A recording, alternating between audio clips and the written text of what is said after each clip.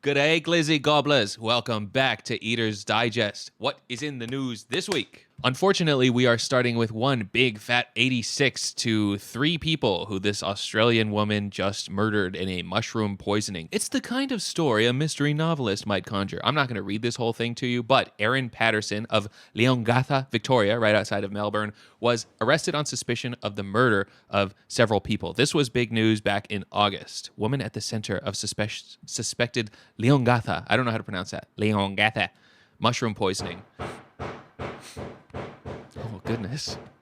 I might be the next victim. This woman's weapon of choice is allegedly death cap mushrooms. The victims include Dawn and Gail Patterson, her ex-in-laws, and Heather Wilkinson, Gail's sister. Ian Wilkinson, husband of Gail, fell sick but recovered. An unnamed male became ill 3 separate occasions prior to the incident in question, once involving a 2-week hospitalization. He is believed to be the estranged husband of Patterson. So it's a lot of people getting sick and dying from digestive issues, all very close to this woman. Patterson states that she obtained the mushrooms/ingredients from a grocery store and local Asian market to prepare her famous beef Wellington. Beef Wellington, it's the tenderloin dish, wrap it in prosciutto, put some mushroom duxelle in there, and those mushrooms are allegedly what has killed these people. Patterson states that she had some of the beef Wellington and also felt ill.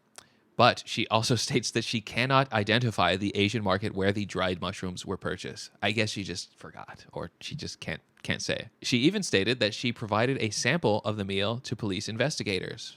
I think you could understand why they might have turned that down. Patterson dumped a food dehydrator at the tip, which I guess is Australian for the local dump site, after her estranged husband accused her of killing his parents with it. Is that getting rid of the evidence? Maybe. Is it a little guilty looking? Maybe. But the dehydrator is gone. She told the police that she got rid of her dehydrator, quote, a long time ago. She then states that she lied about that whole a long time ago part because she worried she would lose custody over her children. The children, by the way, were not present for the meal. A little suspicious. Rip to Dawn and Gail. And it's like, man, so many of these factors just align in a way that are so fishy that this was a huge story back in August. But now, finally, in November 2nd, she is formally charged. These are the victims.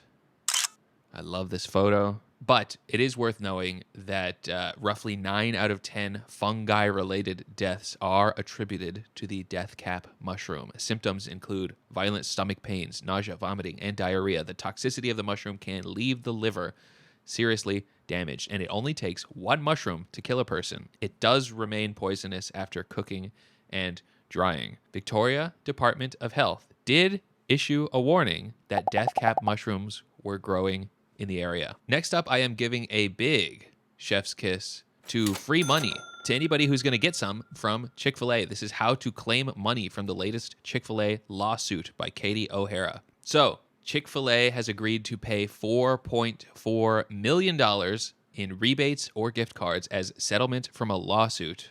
The lawsuit was filed by 6 plaintiffs, 2 in Virginia, 1 from Texas, 1 from Arkansas, and 1 from Maryland, and 1 from South Carolina. The lawsuit accused Chick-fil-A of being deceptive and untruthful in promising free or low-priced deliveries of orders via the Chick-fil-A app and website. And the food chain added a secret menu surcharge for being delivered. Less than a month ago, a complaint was filed in Georgia federal court alleging that Chick-fil-A charged hidden delivery fees. The lawsuit claims that the food prices for delivery orders were marked up as much as 25 or 30%.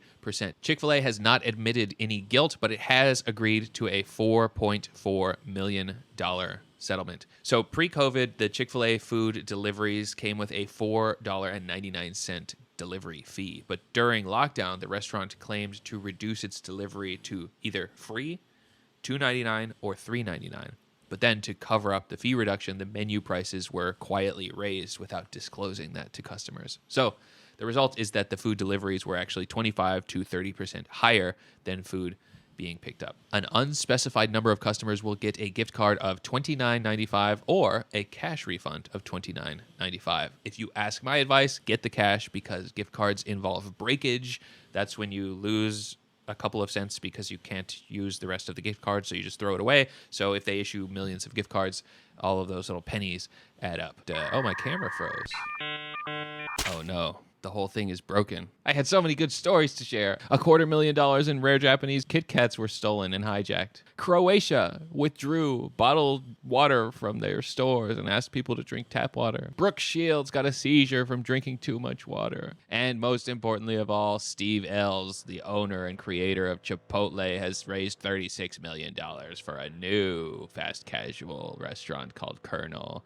Okay, there's a huge amount of drilling going on in the wall, and this is just God's sign that the stream is over. I'm so sorry, everybody. Anyway, see you next time. Bye-bye.